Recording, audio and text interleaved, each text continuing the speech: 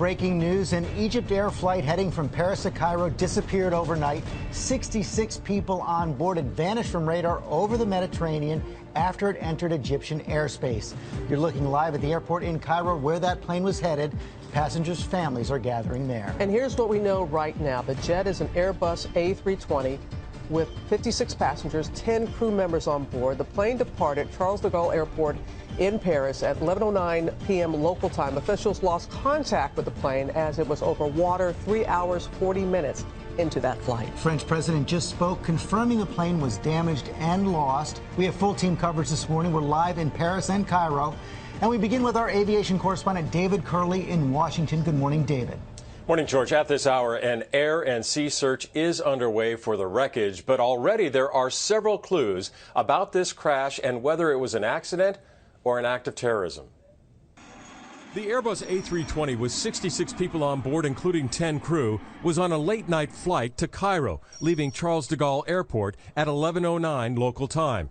With only 20 minutes left in the 4-hour flight, the pilot speaks to air traffic control, saying all is fine.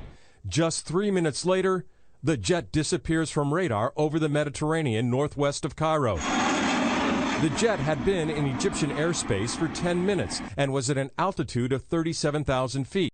EgyptAir is reporting receiving an emergency signal, possibly from one of the plane's emergency transmitters, which are activated by water.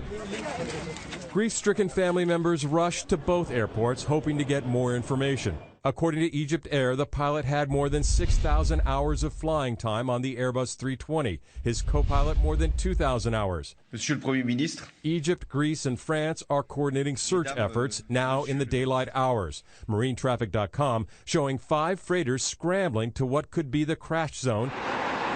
Among the 10 crew members, 3 were reportedly security officials, similar to U.S. air marshals, which France's transport minister calls usual practice.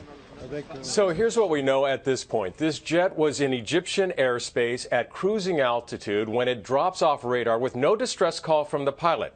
That suggests something sudden. And don't forget, there were 3 air marshals on this flight. Many questions still this morning, but it appears officials do have a good idea where this wreckage is, and the wreckage and the black boxes will likely reveal whether this was an accident or an act of terrorism. Robin? All right, David, thank you.